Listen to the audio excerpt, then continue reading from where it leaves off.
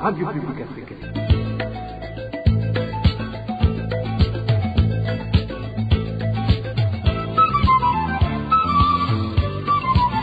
Radio Publique Africaine.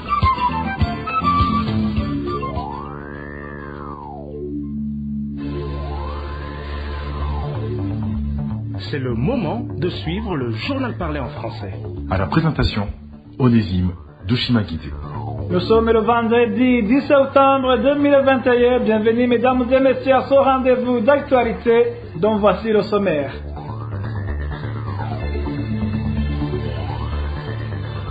43 organisations burundaises et internationales de défense des droits humains plaident pour le renouvellement du mandat de la commission d'enquête des Nations Unies sur le Burundi. Ces organisations affirment qu'il n'existe aucune base ni progrès mesurable au Burundi qui justifierait un non-renouvellement du mandat de cette commission. Une bande d'administratifs et Imbonerakure de la province de Cibitoke, accusée de percevoir l'argent sur le trafic frauduleux toujours signalé à la rivière Rusizi. Et puis, grogne des lauréats de l'Institut supérieur de commerce ISCO à l'Université du Burundi et ceux de l'Institut supérieur de gestion des entreprises ISG en cycle. Pour cause, ils se sont tous vus rayés de la liste de présélection des candidats au test écrit pour le recrutement à la FENACOBU en violation de la loi. Les détails tout de suite.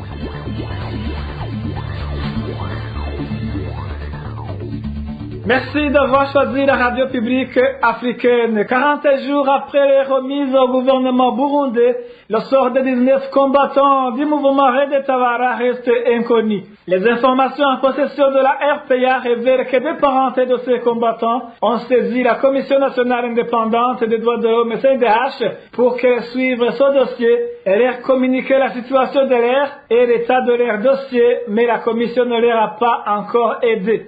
La RPA a essayé de joindre le président de la CNDH, Sixty Vignini Muraba, mais sans succès. Et rappelons que le mécanisme conjoint de vérification élargi de la CIRGL, garant de la remise de ces combattants, a refusé pour sa part à la rédaction de la RPA de s'exprimer sur le dossier. Toujours en page droits de l'homme, il n'existe aucune base ni progrès mesurable au Burundi qui justifierait un non-renouvellement du mandat de la commission d'enquête des Nations Unies sur le pays. Argument de 43 organisations burundaises et internationales de défense des droits humains qui plaident pour le renouvellement du mandat de cette commission. Dans une correspondance adressée ce mercredi aux représentants permanents des États membres et observateurs du Conseil des droits de l'homme des Nations Unies, ces organisations exhortent le dit Conseil à adopter une résolution qui reflète la réalité sur terrain et poursuivre son examen minutieux de la situation à travers la commission d'enquête sur le Burundi. Le contenu de la correspondance avec Marie-Ange Ilakoz. L'approche actuelle qui concerne la documentation des violations flagrantes des droits de l'homme par la commission d'enquête sur le Burundi devrait être maintenue. Selon la correspondance sortie conjointement ce 8 septembre par 43 organisations de défense des droits humains, l'absence d'amélioration structurelle et l'augmentation des violations graves des droits humains au Burundi constituent la principale raison qui justifie le renouvellement du mandat de la dite commission. Pour ces organisations, l'approche de la 48e session du Conseil des droits de l'homme des Nations Unies qui se tiendra à partir de ce 13 septembre au 8 octobre de cette année devrait reposer sur des indicateurs destinés à mesurer des progrès tangibles et substantiels et s'appuyant sur les indicateurs identifiés par la commission d'enquête des Nations Unies sur le Burundi. Les 43 organisations estiment alors que la résolution qui sera adoptée par les représentants des États membres et observateurs du Conseil devrait reconnaître que, malgré les quelques avancées observées lors de l'année écoulée, les problèmes structurels sur la situation des droits de l'homme dans ce pays que cette commission et d'autres acteurs ont identifiés depuis 2015 font preuve d'un statu quo. En outre, ces militants des droits humains indiquent qu'au cours des derniers mois, entre autres les arrestations arbitraires des opposants ou de personnes perçues comme telles les cas de torture, de disparition forcée et d'assassinats ciblés, les violations graves qui peuvent même constituer les crimes contre l'humanité se sont poursuivies, sans oublier la persistance d'une impunité généralisée. Dans le même ordre d'idées, même si certains défenseurs des droits humains ont été libérés, les organisations nationales et internationales de défense des droits humains restent toujours dans l'impossibilité de mener leurs opérations dans le pays. Des 43 organisations signataires de la correspondance constatent aussi que le gouvernement burundais n'a pris aucune mesure en vue de reprendre sa coopération avec le bureau de la haute commissaire des Nations Unies aux droits de l'homme, ni de coopérer avec les mécanismes régionaux de protection des droits humains. Souffrant des manques d'indépendance démontrés par son refus d'enquêter sur les violations politiquement motivées, ces organisations trouvent que la Commission nationale indépendante des droits de l'homme du Burundi, CNDH, ne peut donc non plus constituer un substitut pour la commission d'enquête. Somme toute, une attention internationale continue ainsi qu'un travail substantiel et minutieux par un mécanisme indépendant disposant d'un mandat, d'une capacité financière suffisante et la meilleure chance de parvenir à des changements réels et durables dans le pays, concluent ces organisations. En faveur de la justice et de la redevabilité, les représentants des États membres du Conseil devraient éviter lors de cette 48e session d'envoyer au gouvernement burundais des signaux décourageant les efforts déjà entrepris dans la protection des droits humains. Par contre, concluent les 43 organisations, ils devraient exhorter les autorités burundaises à prendre et à mettre en œuvre des engagements concrets et ce, dans le respect d'un calendrier précis, mesuré et détaillé. Merci Marie-Ange. Il a causé le renforcement des capacités de la police et du service national de renseignement. C'est l'une des recommandations qui n'ont pas été mises en œuvre par le gouvernement du Burundi. Ceci figure dans le rapport du rapporteur spécial de l'ONU sur la promotion de la vérité, de la justice, des réparations et de la non-répétition. Emile Nibasumba. C'est un rapport qui sera analysé au cours de la 48e session du Conseil des droits de l'homme qui débutera ce lundi. Le rapporteur spécial de l'ONU, Fabian Salvioli, indique que les forces de sécurité burundaises continuent d'être impliquées dans des actes de violence et de graves violations des droits de l'homme. La situation qui se présente ainsi alors que ce rapporteur spécial de l'ONU avait recommandé la formation des agents de la police et du service national de renseignement pour qu'ils puissent comprendre pourquoi ils doivent respecter les droits de la population, de la société civile et des médias. Ces formations n'ont jamais été dispensées selon Fabian Salvioli. Un autre problème, selon Fabian Salvioli, se situe au niveau de l'institution de l'ombudsman. L'ombudsman actuel est un très proche allié du parti au pouvoir et est connu pour son attitude hostile à l'opposition politique, ce qui décrédibilise cette institution de l'ombudsman selon Fabian Salvioli, rapporteur spécial de l'ONU sur la promotion de la vérité, de la justice, des réparations et des garanties de la non-répétition. La commission vérité et réconciliation prône pour le pardon plutôt que pour la justice. Dans toutes les sorties médiatiques de ces derniers jours, le président de cette commission appelle d'une part les auteurs des crimes de demander le pardon et d'autre part aux victimes de leur accorder le pardon. Le même appel au pardon est évoqué par certaines autorités du pays. Les détails avec Eric Nyonzima. Il faudrait que la date du 29 avril de l'année prochaine soit la célébration du pardon au Burundi. Ce sont les propos de Cyriaque Shimirimana, deuxième vice-président de l'Assemblée nationale. Cette autorité avait représenté le gouvernement dans les cérémonies de clôture des activités d'enquête sur les massacres de 1962 à mairie de Bujumbura. Dans son allocution, il a fait un appel aux auteurs de ces massacres à demander pardon. Son même dignitaire indique que celui qui aura demandé le pardon ne sera pas poursuivi. Chacun a sa propre part de responsabilité. J'aimerais revenir sur les auteurs de ces crimes. Quand on demande pardon, on se sent soulagé. Nous les invitons donc d'avoir du courage et de demander pardon. Si jamais ceux à qui ils ont causé du tort, en tuant un membre de leur famille, ne sont plus là, qu'ils demandent pardon au peuple burundais, car ceux qui sont morts étaient des Burundais. Que personne n'ait peur en se disant que s'il demande pardon en avoir au meurtre, il sera lui aussi tué. Jamais. Non seulement nous sommes dans une justice traditionnelle de réconciliation, nous voulons bâtir notre pays, mais aussi la peine de mort a été abolie au Burundi. Le président de la CVR, lui aussi, a donné le même message. Dans son intervention, Pierre Kavenda Icharie encourage également aux auteurs de ces massacres à demander pardon. Pour ceux qui auront accepté de demander publiquement le pardon pour leurs agissements, ils ne seront pas concernés par ces audiences publiques pour avoir accepté de s'incliner devant Dieu et les familles qui ont perdu leur heure.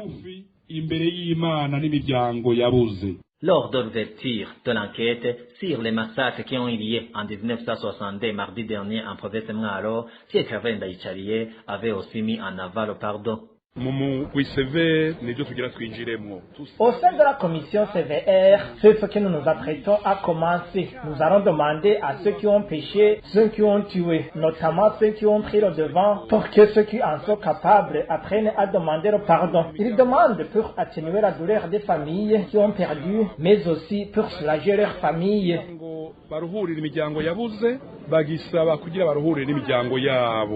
Toutefois, la loi régissant la mise en place de la CVR stipule qu'à la fin des enquêtes de cette commission, le gouvernement devra demander la création du tribunal chargé de juger les crimes de génocide et les crimes de guerre.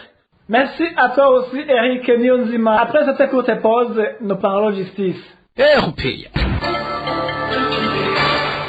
Rémi Sekage n'est pas poursuivi pour enlèvement de Samson Mutohera, mais plutôt pour les délits commis au domicile de Mutohera. C'est du moins ce qu'explique la famille de l'épouse de Samson Mutohera.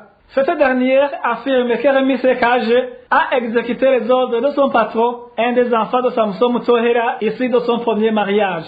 Les conflits familiaux seraient à l'origine de cette situation. Les détails avec Eroge Diveremesh. Dans l'édition de la RPA de ce jeudi, on vous a fait part d'un individu du nom de Rémi Sekage, actuellement incarcéré à la prison centrale de Mimba sur accusation d'enlèvement d'un homme âgé nommé Samson Mutohera. La famille de Rémi Sekage ainsi que Christophe Mutohera, fils de Samson Mutohera, ont révélé qu'il subit une injustice car il n'a pas commis un acte d'enlèvement. Selon ces derniers, il a pris cet homme âgé et l'a amené à l'hôpital sur l'injonction de son fils Christophe Mutohera, qui est son patron. Ainsi, Rémi Sekage serait donc emprisonné pour des raisons inconnues et qui ne sont pas exhibées clairement par Claude Habimana, le procureur près la cour d'appel de Mukaza. Ces déclarations ont été refutées par l'autre partie, c'est-à-dire celle de la famille de Konsili Niguimura, actuelle épouse de Samson Mutohera, qui a fait emprisonner Rémi Sekage et qui est actuellement garde-malade de son mari Samson Mutohera. Certains membres de la famille de Konsili Niguimura font savoir que Rémi Sekage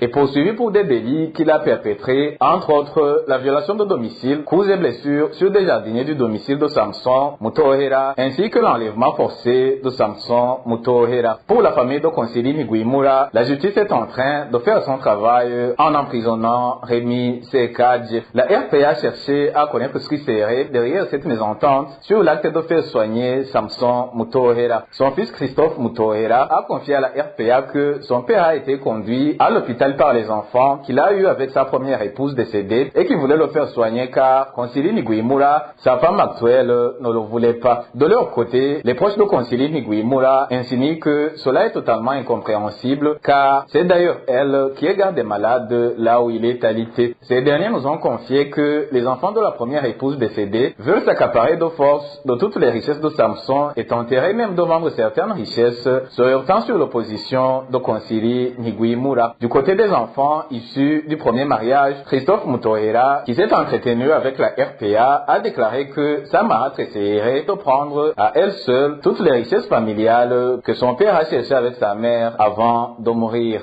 Merci Eroge Diveremesh. En page de gouvernance, Le trafic frauduleux de marchandises a toujours signalé à la rivière Rusizi en province de Cibitoke. Une bande d'administratifs et Imbonerakure perçoivent l'argent sur les biens qui entrent au pays via cette voie illégale. Ceux qui tentent de dénoncer cette fraude, ils sont menacés, d'autres emprisonnés. Le point avec Francine Mahor. Ce trafic illicite d'échange de biens qui se manifeste encore sur la rivière Rusizi en province de Cibitoke s'est manifesté depuis la nomination des chefs de zone en 2020. Ce citoyen affirme être gêné de voir les administratifs censés lutter contre ce commerce frauduleux impliqués dans cette magouille. C'est un groupe d'Imbonerakure et l'administrateur qui perçoivent des taxes sur les vaches, chèvres, pagnes et médicaments qui rentrent et sortent du Burundi, et là, en RDC, en passant par la Rusizi. On observe ce trafic depuis la nomination des chefs de zone. C'est une bande composée de l'administrateur, le chef de zone et le commandant de police qui contrôle le trafic maritime sur la Rusizi. C'est une clique puissante. Les habitants de la commune Buganda en province de Cibitoke affirment que ceux qui tentent de dénoncer cette fraude subissent des menaces et d'autres sont emprisonnés. Notre source donne l'exemple d'un citoyen qui a subi le même sort ce jeudi soir.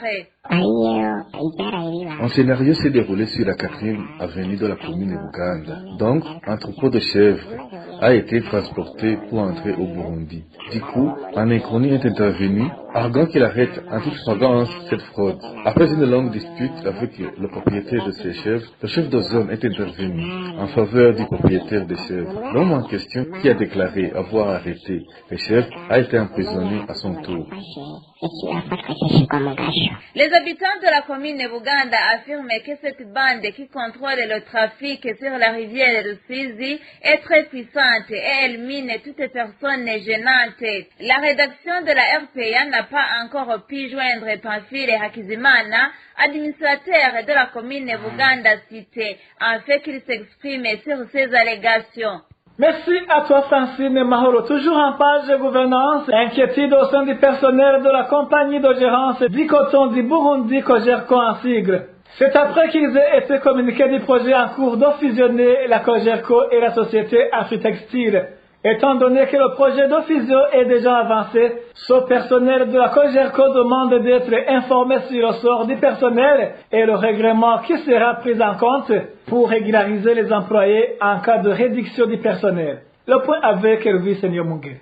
Les multiples problèmes qui ont handicapé le développement du secteur de coton au Burundi ont poussé, explique nos sources de la Cogerco. Le gouvernement du Burundi a adopté depuis l'an 2019 la stratégie nationale pour la redynamisation de la filière coton à travers la création d'une société robuste avec les actions des autres partenaires. Et le gouvernement burundais a alors choisi de mettre ensemble les actions de la Cogerco avec celles de la société Afritextile qui est présidée par l'investisseur Tarouk Bachir. Au mois d'août 2020, le gouvernement burundais représenté par le ministre de l'Environnement, l'Agriculture et l'Élevage, Théogie Delurema et le président de la Afritextile ont écrit un mémorandum d'attente dans lequel les deux partenaires se sont convenus de mettre en place cette nouvelle société qui va relancer le secteur cotonnier. Ce projet en cours de réalisation a alors suscité des inquiétudes au sein des employés de la Cogerco car il ignore aussi que grâce au mois de septembre, les employeurs ne leur a pas expliqué le texte qui se faut appliquer pour les employés qui perdront les postes à la Cogerco. Les employés n'ont jamais été informés de ce projet de fusionner les deux sociétés qui avaient commencé depuis 2019. Il leur a été communiqué le 6 septembre. Et quand ils ont demandé au directeur de la Cogerco comment planifier l'avenir du personnel, il leur a répondu en évoquant l'article 2 du mémorandum qui stipule de façon générale que l'employé sera rétabli dans ses droits sans préciser les textes en vigueur qui seront appliqués. Les employés se demandent aussi quelle est la loi qui va régir cette nouvelle société puisque l'Afritextile est régie par la loi de Maurice et que la Cogerco est sous la loi burundaise. Ces inquiétudes sont renforcées par le fait que depuis un certain temps, ils perçoivent les salaires de façon irrégulière. Jusqu'à l'heure actuelle, ils n'ont pas encore perçu les salaires du mois d'août et ils viennent de passer près d'une année sans que cette société verse les cotisations dans les compagnies d'assurance et de sécurité sociale pour son personnel. L'argent qu'ils ont pris sur nos salaires depuis le mois de janvier n'a pas été cotisé. Même nos cotisations sur le fonds de pension complémentaire à la Sokabu n'ont pas été versées. En plus, nous n'avons pas encore perçu nos salaires du mois d'août. C'est très honteux. Le personnel de la Cogeco demande ainsi aux dirigeants du pays d'effectuer une descente pour s'enquérir de la situation et pour écouter les doléances afin de résoudre les problèmes.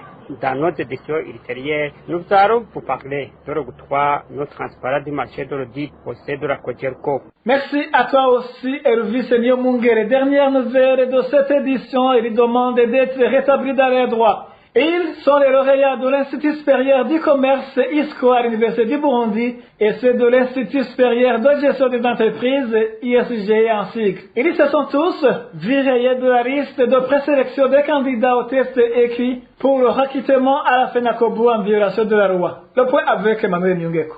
Dans une correspondance du 17 septembre 2021 signée par 15 représentants des lauréats de l'Institut supérieur de commerce ISCO et ceux de l'Institut supérieur de gestion des entreprises ISGE, ils dénoncent des irrégularités qui ont été observées dans la présélection des candidats au test écrit pour le recrutement lancé en date du 21 juillet 2021 par la Fédération nationale des COPEC du Burundi, FENACOBU en sigle. La dite correspondance a été adressée au recteur de l'Université du Burundi ainsi qu'au directeur général de l'Institut de gestion des entreprises afin de suivre de près cette question. Cet appel au recrutement lancé le 21 juillet, le candidat devait avoir le diplôme de licence ou baccalauréat en sciences de gestion, banque et assurance, administration des affaires et autres. Selon ces conditions, ces lauréats de l'ISCO et de l'ISGE disent qu'ils étaient éligibles après la première sélection de 2569 candidats. Parmi 4111 qui avaient déposé les dossiers, Vincent Nibigira, directeur général de la FENACOBU, a sorti un deuxième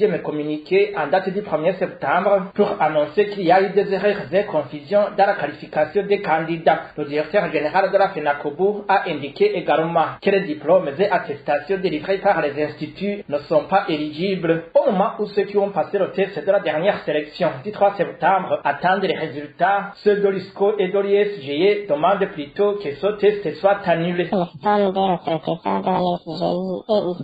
demandons, monsieur le directeur général de la FENACOBU d'annuler le test de recrutement et de lire le décret numéro 100/65 du 18 mars 2015 portant équivalence administrative entre les diplômes délivrés dans le système DMD. Nous n'avons pas pu joindre Vincent Nibigira, directeur général de la FENACOBU, pour donner des éclaircissements. Contacté à 2 reprises, Santus Niragira, recteur de l'Université du Burundi, nous a raccroché au nez. Merci à toi aussi, Emmanuel Nyungeko. Merci, mesdames et messieurs, de nous avoir suivis. Ainsi s'achève cette édition. À la présentation, vous étiez avec Onésime de Chimagit.